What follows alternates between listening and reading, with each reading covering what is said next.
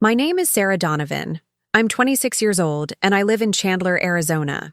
From the outside, my life looked picture perfect: a steady job, an apartment I could finally afford without roommates, and a family that was, at least to the world, tight-knit and supportive. But what people don't see behind the filters and polite smiles is how deeply someone can feel invisible in their own family. And what happens when the ones you expect to cheer for you don't even bother to show up? I wasn't always angry. I wasn't always hurt. But the day of my college graduation, everything changed. Let me take you back to that moment. I was the first person in my family to graduate from university. That mattered to me. A lot. I worked night shifts at a diner off Arizona Avenue, took out loans I'd probably still be paying off at 35, and turned down every party, every date, every spontaneous trip my friends begged me to join. All because I had this image in my head. Me, in a navy blue cap and gown, walking across a stage with my family in the crowd, screaming my name, holding up a sign that said, "You did it, Sarah." Just once, I wanted to be the reason someone cried tears of joy. Before I go any further, pause for a moment and tell me in the comments, what's your name and where are you listening from? I want to know who you are, because if you're still here, it means this story is speaking to something inside you. And this next part? It's not easy to say, but I need to share it. For the women who've been left behind, dismissed, or told their pain was too much. If this story feels like yours, keep listening, because what happened next changed everything. And don't forget to like and subscribe so you won't miss the moment where it all turns around. I sent out the invites months in advance. I reminded them weekly. Mom, May 13th. Chandler University Auditorium, 2 p.m. Dad, don't forget to ask for the day off. Elena, you promised you'd be there. My sister even helped me pick out the shoes I'd wear that day. I thought we were all excited. I thought they cared. Graduation day arrived, and I remember sitting in the parking lot for a moment before going in, staring at my reflection in the mirror. My mascara was already smudged from how much I cried that morning, happy tears, thinking about everything I'd overcome. Inside, I looked everywhere for them. Row by row, I scanned the crowd. Maybe they're running late, I told myself. Maybe traffic, or maybe Mom forgot her purse again. My eyes kept returning to the double doors at the back of the hall, each time hoping they'd swing open and I'd see my father's familiar silhouette or my mom's wild curls bouncing as she ran toward me. But they never came. Not one of them showed up. Not my mom, not my dad, not Elena, not even a cousin who lived 10 minutes away. My name was called. I walked across the stage to polite claps from strangers, and then I walked off into a silence so loud I could barely breathe. Afterward, I stood by the steps of the auditorium with the other graduates, watching their families swarm them with flowers, balloons, and pride. One mom sobbed so hard she couldn't even hand her son the camera. A dad hugged his daughter like he was trying to memorize her. I just stood there, alone. No text, no call, nothing. I told myself to wait. I opened my phone, checked again. Maybe they'd texted. Maybe something had happened. Maybe, just maybe, there was a good reason. But when I finally opened Instagram, I saw it. A story from Elena, at a brunch place across town, clinking mimosas with her friends. And then another. My parents at a community fundraiser, smiling, clapping, applauding some politician who wouldn't even remember their names tomorrow. I froze. My face felt numb. My hands trembled around the phone. There wasn't even a message to say, "Sorry, we couldn't make it." Just nothing. As if my biggest day meant less than a free pancake breakfast or bottomless drinks. Later that night, I went home and sat on my bed in silence. My graduation gown still on, shoes kicked off, makeup faded. My diploma sat on the kitchen table. No one asked to see it. No one called. I turned my phone to airplane mode and just lay there, staring at the ceiling, until the sun came up the next morning. But here's the thing people never tell you about being forgotten. It doesn't make you feel invisible. It makes you remember everything. Every time they brushed you off. Every birthday they rescheduled. Every time your accomplishments were smaller than your sister's dramas or your brother's complaints. Every time they told you to stop being dramatic when you just wanted to feel seen. And something hardened inside me that night. Not bitterness, Not yet, but a seed. A small, cold decision that this would never happen again. I'd never give them the opportunity to fail me twice. Which brings me to the award ceremony. The moment I got the invitation was almost laughable. A regional leadership award given to community figures under 30. Me, out of all people. They wrote that my years of volunteer work with underprivileged teens and my published research on education equity made me an outstanding example of resilience and impact. I was stunned and honored. And for a split second, just one, I thought about telling my family. But I didn't. Not because I forgot. Not because I wanted to get even. Because for once, I wanted to stand on a stage knowing that every cheer, every applause, every flash of a camera came from people who chose to see me. Not out of blood, not out of guilt, not out of some family obligation. Because I deserved more than silence. I deserved to matter. I started planning the ceremony in secret. Only close friends and mentors were invited. People who had seen me cry over finals and cheered me on when I doubted my worth. People who asked how I was doing and actually waited for the answer. And as the date approached, I felt something shift inside me. I wasn't just healing. I was preparing. Because sometimes the best revenge isn't yelling. It isn't slamming doors or unfollowing people online. It's living well. It's rising above the noise they used to drown you in. It's building a life so full and beautiful that when they finally look up and realize what they missed, it's already too late. But of course, they wouldn't let go that easily. A week before the award ceremony, my mother called. "Hey, sweetie. Just wanted to check in. Haven't heard from you in a while." I stared at the phone. For a moment, I considered not answering. But curiosity won. "Hi, Mom." She went on, casual and chirpy as ever, asking about work, if I'd been eating well, whether I was still seeing that nice guy from the coffee shop. Not a single mention of graduation. Not a whisper of regret. And then came the real reason. "I heard from Mrs. Kane that you're getting some kind of award. She saw it in the local paper. Why didn't you tell us?" I paused. Let the silence stretch just enough to make her uncomfortable. "Because you forgot my graduation." And then I hung up. It was the first time I ever hung up on my mother. And it felt powerful. That was when I knew. This wasn't just about one day. This was about reclaiming every part of me they ignored. Every smile they never noticed. Every victory they failed to celebrate. And if they thought I would just let it go quietly, they clearly didn't know me at all.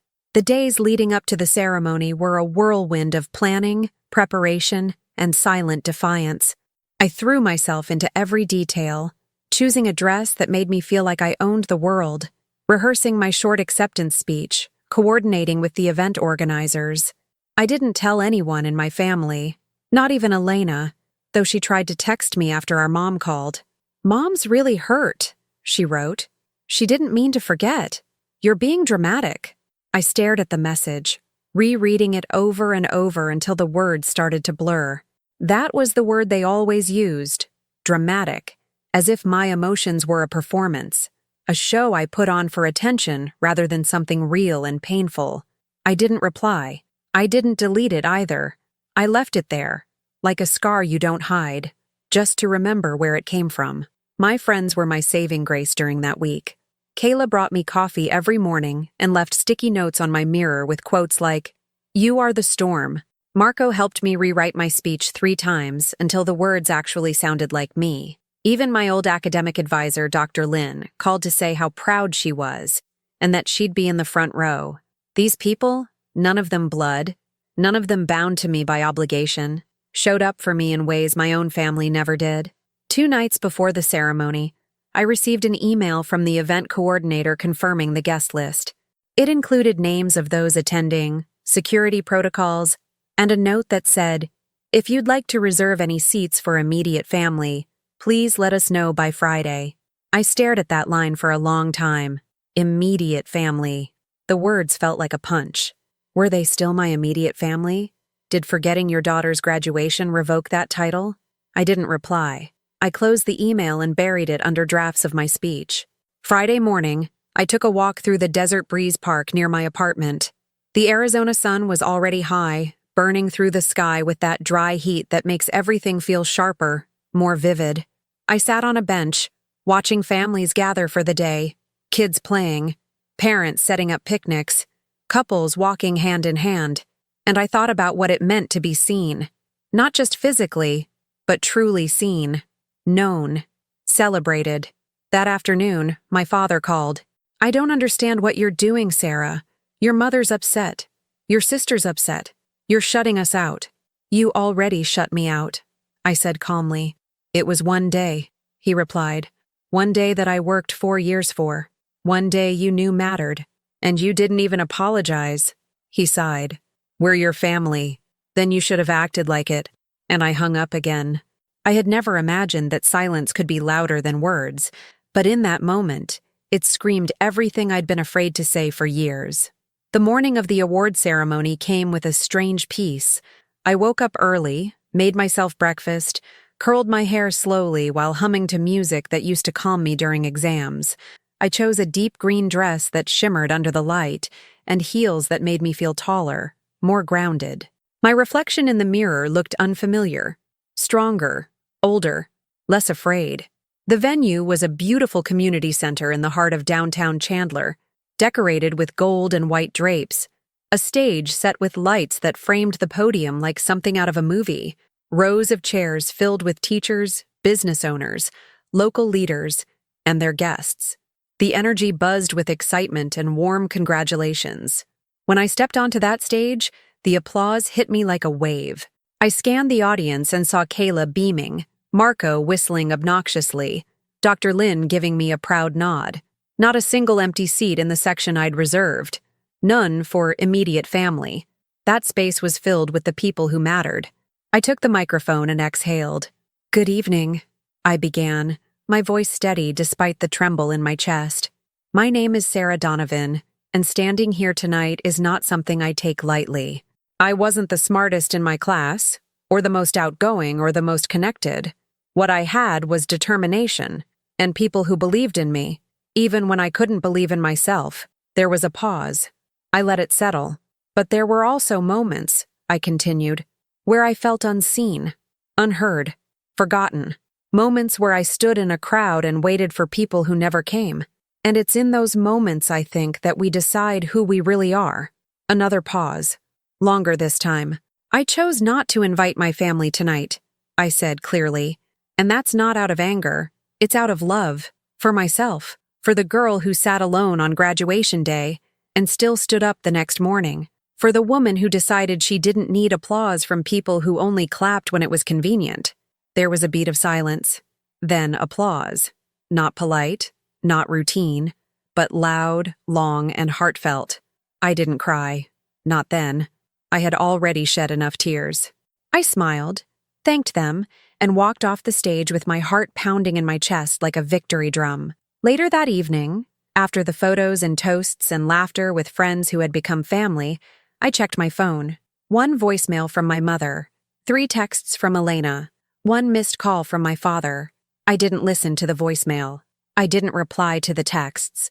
I just stared at the screen and whispered to myself, "You don't get to celebrate me now." But of course, the story didn't end there. The next day, photos from the ceremony started to appear online, on the city's website, in the local paper, on social media. I was tagged. I was quoted. I was seen. And with that visibility came the fallout. My mother left a comment under one of the posts. "We're so proud of our daughter." My sister reposted a picture of me with the caption, "My amazing little sister doing big things." My dad called again, left a message saying he was hurt, that I excluded them, and something inside me cracked, not out of guilt, but out of clarity. They wanted to share the spotlight, not the journey. They wanted credit without contribution. They wanted to reap pride they never helped cultivate. That was when I decided this wouldn't be the last time I'd make them watch from the sidelines. Because I was just getting started. There would be more stages, more honors, more moments where I stood tall and strong and alone, not because I didn't have anyone, but because I chose who stood beside me. And they didn't make the cut. The award ceremony marked a turning point in more ways than I expected. For the first time, I wasn't just reacting to my family's neglect. I was acting with purpose, deliberate choices, controlled steps. The applause I received that night didn't just echo in my ears. It stayed in my chest, like a metronome guiding me through the days that followed. My life didn't magically transform into a perfect sequence of wins. There were still bills to pay, deadlines to meet, moments where I doubted if I was being too harsh. But something had shifted. I walked differently, spoke differently. I knew what I was worth. It didn't take long for the tension to boil over. About a week after the ceremony, I received an envelope in the mail, handwritten. No return address. Inside was a folded piece of paper with my mother's handwriting on it. A letter. Sarah, we saw the photos. You looked beautiful. Your father and I are very proud, even if you don't believe that right now. I don't know why you chose to shut us out, but I hope you know we've always tried our best. Things get busy, life gets overwhelming, but that doesn't mean we don't love you. Please come to dinner Sunday. Let's talk. We miss you. Love, Mom. It was carefully worded, the kind of letter meant to be framed as an olive branch while still avoiding any real ownership of their actions. I read it twice, 3 times, and then I placed it in the drawer of my nightstand without replying. I wasn't ready to sit at their table again and pretend we were fine. Love, when silent at your proudest moment, doesn't just start speaking when it's convenient. But I couldn't ignore the shift it caused inside me. They had noticed. They were reacting. They were uncomfortable. And strangely, I found a small flicker of satisfaction in that. For years, I had tiptoed around their comfort, shrinking myself to fit their narratives. Now, they were the ones squirming, and I wasn't done yet. Work became my outlet. I poured everything into my role at the education nonprofit I'd been part of for 2 years. I proposed a new mentorship initiative for teenage girls who felt unseen in their schools and homes. Girls like I once was. The board loved it. We called it the Spotlight Program, and I was asked to spearhead its launch. I spent hours meeting with counselors, drafting materials, preparing presentations, and then I had an idea that would turn everything on its head. What if the launch gala included keynote speakers? And what if one of them was me? The thought made me pause. Speak again? Open up? Again? The last time had gone so well. But what if I was pushing it? What if this time it came off as too much? But then I remembered what Dr. Lin had said the day after the award ceremony when she brought me flowers. The world needs your voice, Sarah, especially the girls who are still finding theirs. I said yes. The event was scheduled for September, and by July, the pressure had begun to build. My name appeared in newsletters, interviews, social media posts. I started receiving messages from people I hadn't heard from in years.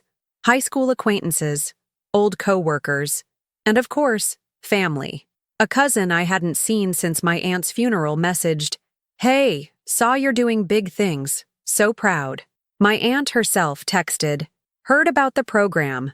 Your mom told me. She's heartbroken you've cut everyone out." Cut everyone out. That phrase stung, as if I had wielded scissors and sliced through ties for sport. But that wasn't the truth. The truth was, I had finally stopped reaching for people who never reached back. The final straw came 2 weeks before the gala. Elena posted a picture of her at brunch again. Mimosas, avocado toast, smiling in a sundress. The caption read, "Family is everything. Blood is thicker than pride." I knew it was about me. So did everyone who knew our story. The passive aggression of it wasn't even subtle anymore. I didn't comment, didn't message her. I just bookmarked the post and moved on. But inside, a storm was gathering. The day of the gala arrived with sweltering Arizona heat and nerves buzzing beneath my skin. I wore a tailored maroon dress and gold earrings that belonged to my grandmother, the one family member who had always made me feel seen when she was alive. The event hall was packed. Rows of chairs filled with donors, students, teachers, and community leaders. A stage with the Spotlight Program logo shining on a massive screen. This was no longer just a celebration. This was a declaration. I walked to the podium and scanned the room. There, in the back, my eyes landed on them. My parents. Elena. They came. No RSVP, no message. Just there, sitting like they belonged. My heart skipped. My pulse raced. I had planned every word of my speech, but now, with their presence, those words felt different, heavy. But I spoke anyway. "I want to tell you a story," I began, "about a girl who grew up believing that being quiet made her easier to love. who thought shrinking herself would make room for others to finally see her. A girl who waited for applause that never came. I paused, letting the words settle. That girl isn't me anymore. I told them about the girls in the program, about the power of being seen, about reclaiming your voice when it's been buried under years of polite silence. And I ended with this. We teach these young women that love isn't proven by words spoken after the fact, but by who shows up in the moment. You can't rewrite the past with applause from the sidelines. You can't claim someone's victory if you were absent during the battle. The room went silent. Then the clapping began. Slow, then louder, then a standing ovation. I stepped off the stage and walked directly toward the exit, toward the hallway. I didn't stop to greet them, but they followed. "Sarah," my mom called. I turned. "You didn't tell us," she said, hurt flashing in her eyes. "And you didn't come to my graduation," I replied calmly. "We made a mistake," my dad said. "We thought—" "No," I cut in. "You didn't think. That's the point. You didn't think of me. And now that other people see me, suddenly you want to be part of the picture." "We love you," my sister said quietly. "Then maybe you should have acted like it when it mattered." They stood there, stunned, uncertain, for once, without a script to follow. And I walked away. That was the moment everything changed. In the weeks that followed the gala, the silence from my family returned. But this time, it felt different. Not the kind of silence that ignores you because you're invisible, but the kind that follows being exposed. I imagine they didn't know what to say after hearing their neglect spoken aloud in front of hundreds of people. Maybe they hoped I'd cool off, that I'd reach out, that the applause would fade and I'd come back to them with the same hunger for their approval. But I didn't. I had learned something too valuable to unlearn. I didn't need their validation. I needed their presence, and they had proven, repeatedly, that they couldn't give that to me. And so, I threw myself deeper into my work with the Spotlight program. I watched young girls, some only 13 or 14, start to open up in ways that made my chest ache with recognition. One girl, Layla, shared how her parents never came to her choir performances, always saying they were too busy. Another, Michelle, said her mom told her she wasn't the talented one of the family. I saw myself in them, in their disappointment, their resilience, their guarded hope. I made it my mission to show them they weren't alone. We held weekly workshops where we encouraged them to speak their truths, to write letters they never had to send, to create vision boards of the lives they wanted to build, not the ones their families demanded of them. I found healing in those circles, in every trembling voice that said, "I matter," even if no one clapped for me. I heard a version of myself, stronger now, more whole. I wasn't just leading them, they were restoring me. Still, there were hard days. One morning, I received an email from my aunt, my mom's older sister, titled, "Just Some Thoughts." Inside was a message that said, "I saw the video of your speech. I understand you're hurting, but did you have to make your family look bad in front of everyone? We're not perfect, Sarah, but airing private things in public isn't the way to fix anything." I stared at the screen for a long time, feeling a dull heat rise behind my eyes. There it was again, the shifting of blame, the expectation to protect the image of people who didn't protect me. I didn't reply. Instead, I saved the email in a folder I created that day called Proof of Why I Left. It became a habit. Every message that minimized my pain, every passive-aggressive post, every attempt to gaslight my experience, I saved it. Not to hold grudges, but to remind myself that I wasn't imagining things, that my boundaries were built from bricks of truth, not bitterness. By October, the Spotlight program was gaining attention beyond Chandler. A local radio show invited me to speak about our work. Then came an email from a regional news outlet wanting to do a feature. It was surreal. Just a year earlier, I was invisible even to the people who shared my blood. Now strangers were asking for my voice, my story, my insight. The night the article was published, I sat on my balcony with a glass of wine, watching the lights of the neighborhood flicker below.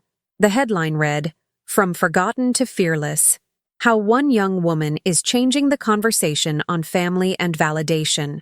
The journalist had captured everything: my loneliness, my determination, the pivotal moments that led to my choices. And there, in bold print, was a quote from me that would later be shared hundreds of times. Just because someone shares your blood doesn't mean they share your love. Sometimes the family you build is the one that finally sees you. That quote traveled faster than I expected. Within days, my inbox flooded with messages. Some from women thanking me. Some from students saying they'd never heard anyone say what they always felt. And then, one message from someone unexpected. Elena. She wrote, "You're really not coming back, are you? You've changed." I didn't know how to answer that. Because yes, I had changed. But not in the way she meant. Not in some arrogant, unreachable way. I had changed because I had grown tired of begging. Because I had finally started treating myself the way I wished they had treated me. With dignity, with love, with consistency. But the world doesn't let you transform without testing you. One afternoon in November, I was setting up chairs at the community center when I got a phone call from my father.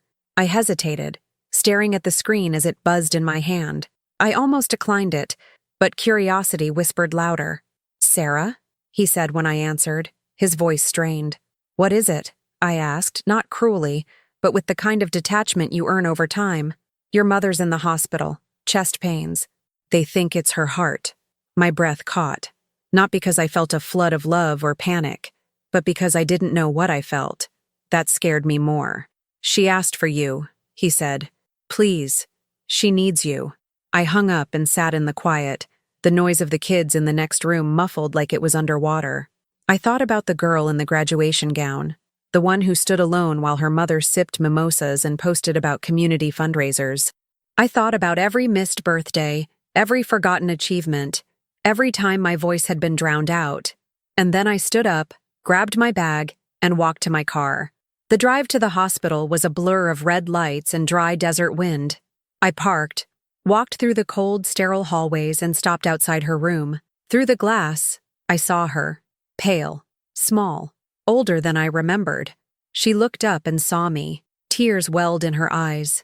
"Sarah," she whispered when I walked in. I stood by the door, hands in my coat pockets. "You asked for me." "I'm sorry," she said, voice trembling. "I should have been there. At your graduation. At your ceremony. I don't have an excuse. I just didn't know how much I was losing until it was too late." I waited, letting the words settle between us. "I wanted to matter to you," I said finally. "I wanted you to be proud of me in real time, not after the applause." "I am proud of you," she said. "I always have been. I just didn't show it." I nodded. That's the part that hurt. We talked for 10 minutes, maybe 20.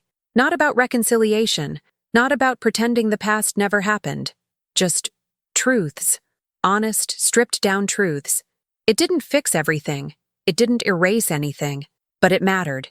Because it was the first time she didn't ask me to make myself smaller for her comfort. When I left the hospital that night, I didn't cry. I didn't call anyone. I just drove home under the Arizona stars. Windows down. Air crisp with the bite of coming winter. I wasn't healed, but I was whole.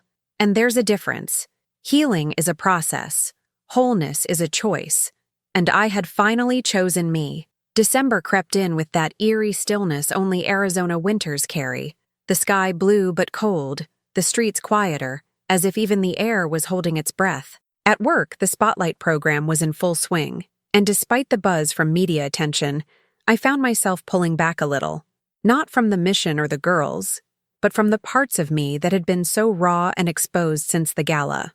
There's something disorienting about being both seen and misunderstood. People called me brave. They said I was strong. But they didn't see the quiet evenings when I sat alone with my laptop, rereading my mother's apology in the hospital, wondering if maybe, just maybe, I was holding on too tightly to old pain. But every time I thought of softening, I remembered the years I had begged for crumbs. And now, they were offering full meals, only after seeing my face in newspapers and hearing my voice on radio interviews. I couldn't forget that their attention came after applause. Never before. Still, there was a shift. My mother called me weekly now. She didn't push. She didn't guilt trip. She just talked. Sometimes about nothing. Her new recipe, the dog chewing through her sandals, the fact that my dad was trying yoga, It was strange, like she was learning how to mother in pieces, hoping I'd stitch them together. Elena remained distant. She'd text short messages, usually passive-aggressive or filled with veiled guilt. I didn't reply to most. My father stayed neutral, sending the occasional check-in, always careful not to overstep. I think part of him still didn't understand what he'd done wrong, how absence, even in silence, is its own form of betrayal. Then, something happened. I received an invitation in the mail. Heavy paper, gold embossing, elegant script that read, Donovan Family Holiday Gala, a reunion of sorts, formal attire, December 22nd, at a rented venue downtown. Inside the envelope was a personal note from my mother. It would mean everything if you came. No expectations, just presence. Love, Mom, presence. The word stung. The irony of being asked to give what had been denied to me so many times. I placed the envelope on my nightstand and stared at it every night before bed. I thought about going, about standing in that room, looking them in the eye, and being the version of myself they never truly supported.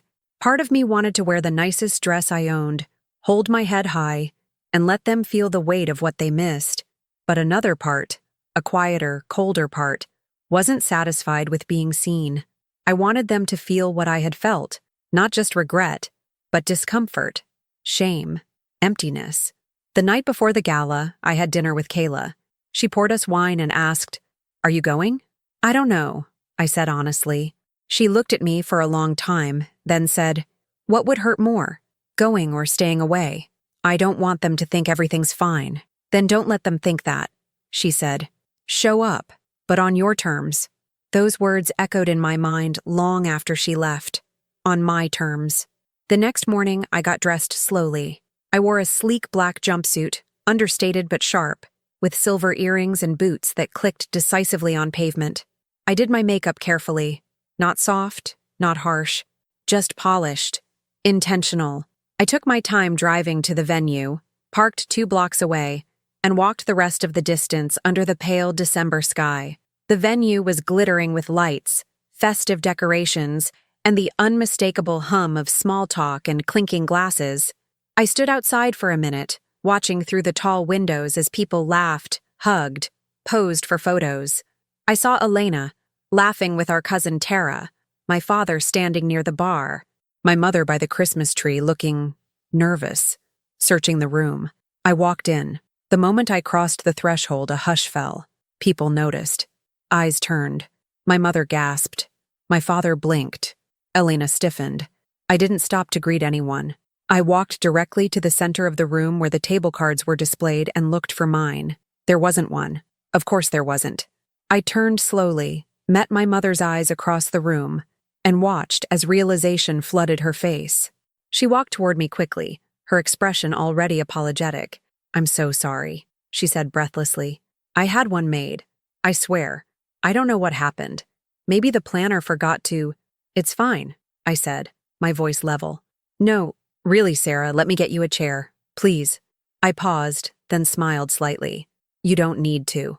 And I walked past her, found an empty chair at the end of a table, pulled it out myself, and sat down. People started whispering. Conversations picked back up, awkward and forced. Elena kept her distance. My dad made one attempt to come over, but I saw him hesitate halfway, then turn around. Dinner was served. Speeches began. My uncle toasted to family unity and the power of forgiveness. I raised my glass, but didn't drink. When the mic was passed to my mother, she stood shakily, cleared her throat, and began. "This year, we learned a lot about presence, about how important it is to show up, for milestones, for each other, and sometimes we learn that too late." The room was quiet. "We made mistakes," she said, looking directly at me. "I made mistakes, and I'm sorry. I don't expect applause. I just hope it's not too late to keep showing up now." It was a rare moment. Vulnerable. Honest. I stood. The room turned toward me. "Thank you," I said simply. But being present isn't just about showing up when it's convenient or festive. It's about standing beside someone when the room is empty, when no one's clapping, when it's quiet. I looked at Elena, then at my father, then back at my mother. I needed that then, not now. and I sat. The silence was thick, uncomfortable, unavoidable. No one clapped. No one toasted. They just sat in it, the way I had sat alone at my graduation. And that, in its own way, was justice. I didn't stay much longer. I finished my meal, stood up, nodded politely to a few relatives, and walked out. As I stepped into the cold air, a strange calm washed over me. Not triumph, not rage, just peace. They had heard me, felt me, and finally, they understood, even if they never said it out loud. My revenge wasn't loud or cruel. It wasn't screaming or severing ties or humiliating them. It was presence, intentional, unapologetic, unafraid, and it was mine. Winter faded into spring as if time were trying to rinse away the heaviness of everything that had been left unsaid over the past year. But healing doesn't arrive with the seasons. It comes in small, jagged moments, slow and uncertain, sometimes taking 2 steps forward and 1 back. After the holiday gala, I didn't see my family again for months. There were no follow-up dinners, no invitations to brunch, no awkward attempts at reconciliation, and strangely, I was fine with that. Not happy, not indifferent, just fine. A state I'd never thought I could reach. Life around me kept moving. Spotlight program expanded to a second location in Phoenix. We launched a new mentorship track for girls transitioning to college. I was invited to speak at a women's leadership summit in Tucson. And through all of it, my confidence became quieter.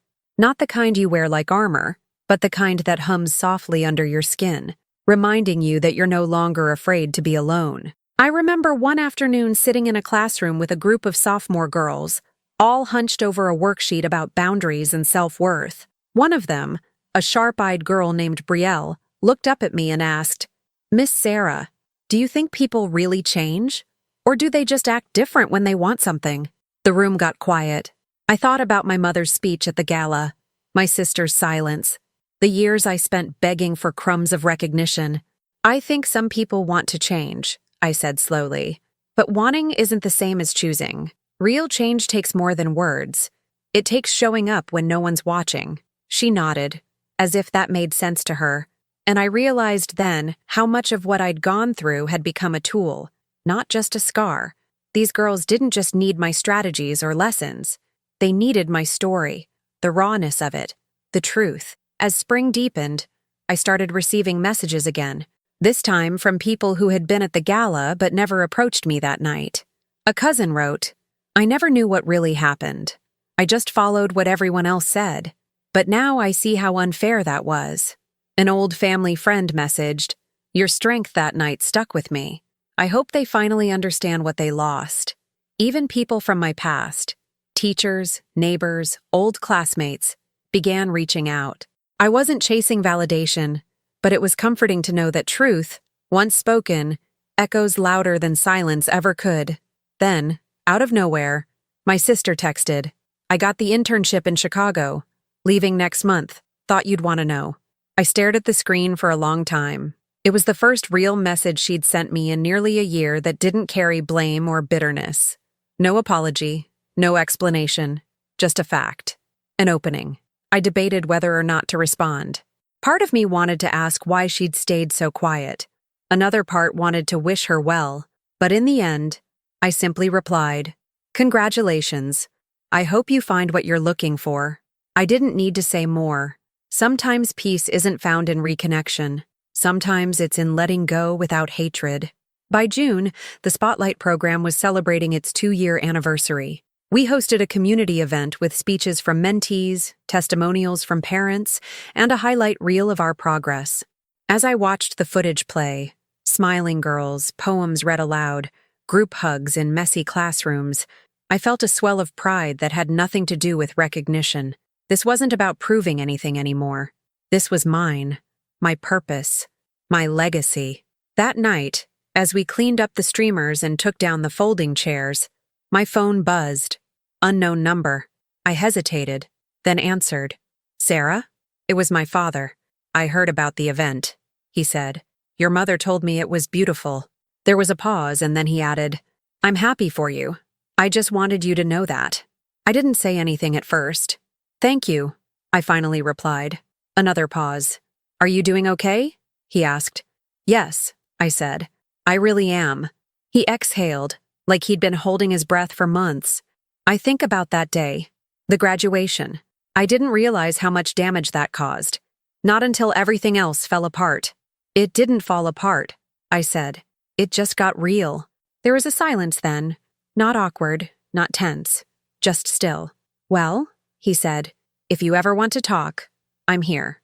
"Thanks," I said again. "Maybe someday." And I meant it. Not today, not tomorrow, but someday. Because healing isn't the absence of pain. It's the ability to hold your own pain without letting it define you.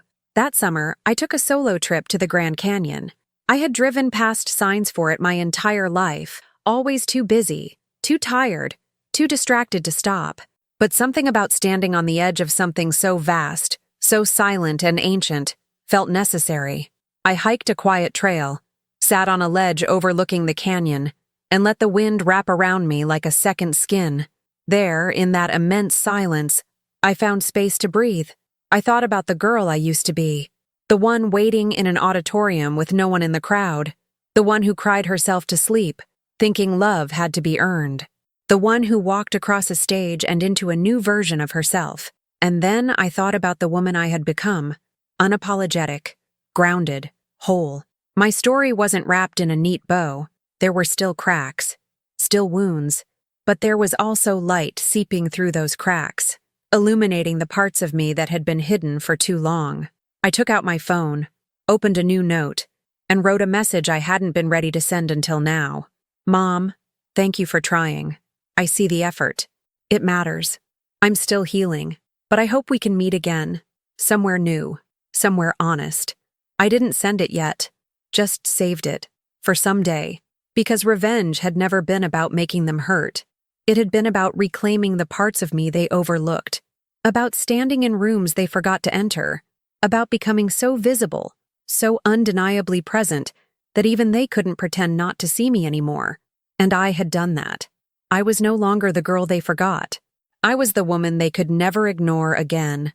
A year passed, then another, and with each turn of the calendar, my life shaped itself more into something I could finally call mine.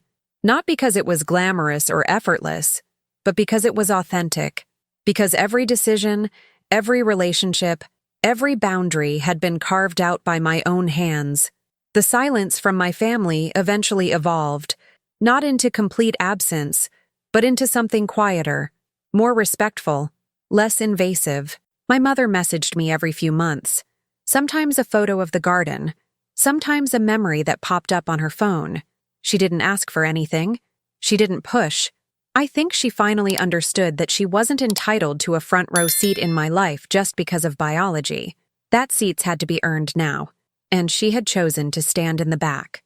Elena moved to Chicago as she said she would.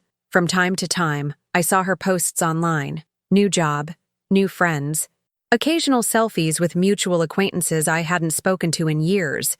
We never talked directly, but the ice between us wasn't jagged anymore. It was just there, frozen and distant. Maybe someday it would thaw, or maybe not. I didn't need it to.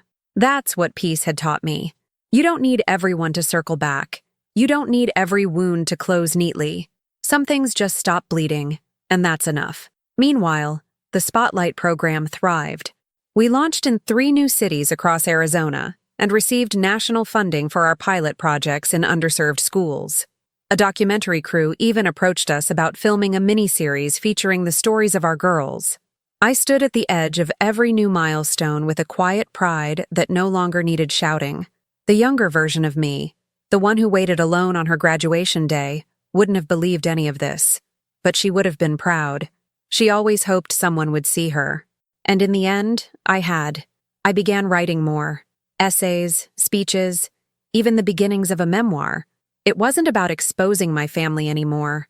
It was about honoring my voice, sharing what it felt like to be forgotten, and how that forgetfulness, painful as it was, forced me to discover a strength I never knew I had. I was invited to speak at conferences, podcasts, panel discussions. My name became something that carried weight in rooms I never imagined entering. But the one thing I carried closest was still that one sentence I had written months before and never sent. Mom, thank you for trying. I finally sent it. No build-up, no ceremony. Just opened the message, hit send, and let it go. Her reply came hours later. You don't know what that means to me. I've been reading your interviews, watching from a distance. I've never been more proud of you. I'm sorry for all the times I made you feel invisible. That will always be my regret. There were no promises, no grand declarations, just something real, something quiet. And that was enough. In the spring of that third year, something unexpected happened. A girl from the original Spotlight group, Layla, asked me if I would be willing to attend her high school graduation. Her parents were coming, she said, but she didn't feel close to them. You're the one who made me feel like I could finish, she told me. I want you there. I sat in that gymnasium with my name handwritten on a foldable seat, holding a small bouquet and wearing a soft blue dress. When they called Layla's name, she beamed with a pride I recognized instantly. She spotted me in the crowd. I stood and clapped, loud and long and without shame. It was the kind of moment I'd dreamed of for myself. But somehow, watching her live it, watching her be celebrated without question, without delay, felt just as powerful. Afterward, she hugged me tight and whispered, "Thank you for seeing me." I smiled, holding back tears. "Always," I whispered back. "Always." That summer, we held a reunion for the first Spotlight class. Now, young women entering college, joining the workforce, starting internships. We decorated the community center with string lights and framed quotes they had written during their time in the program. They brought stories, laughter, inside jokes. Some brought tears. We circled up at the end of the night, and I listened as they went around, one by one, sharing what had changed for them. And when they asked me to speak, I told them the truth. This program started because I was forgotten, I said. But what I didn't realize back then was that being forgotten forced me to remember myself. And now, everything we've built, this space, this circle, it's not just mine, it's yours.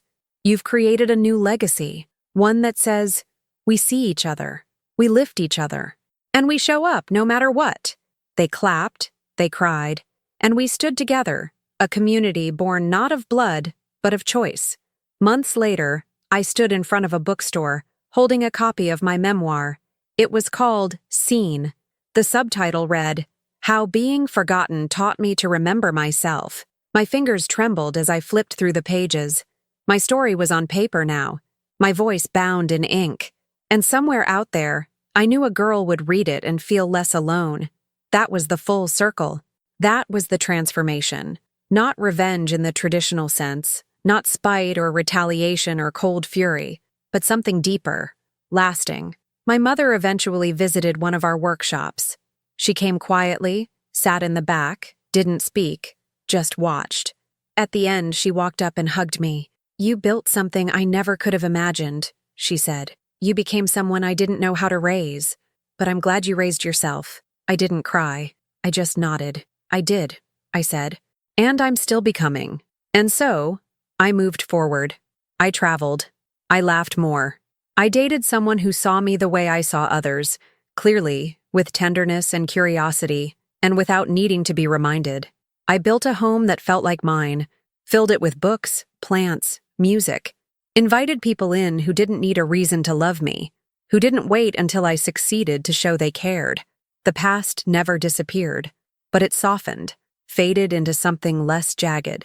The memories remained, those empty chairs, the missed milestones, but they no longer haunted me. They taught me. They shaped me. And now, when I speak to young women about power, I tell them this. Power isn't about being loud. It's about being rooted, knowing that you matter, even if the world doesn't clap. It's about showing up for yourself so completely that others have no choice but to recognize your presence. That's what I did. That's what I will keep doing. Because I was never truly invisible. They just didn't know how to look. And now, they never forget me. Not because I demanded it, but because I became unforgettable. Have you ever been forgotten by the very people you thought would stand by you no matter what? If this story touched something inside you, please share your own experience in the comments. Like and subscribe if you want to hear more stories about resilience, self-worth, and finding power through pain. And if you know someone who needs a reminder that they are allowed to choose themselves, even when it hurts, send this to them. You don't owe anyone a seat in your life just because they once held the title of family. Thank you for listening. And remember, being seen starts with seeing yourself.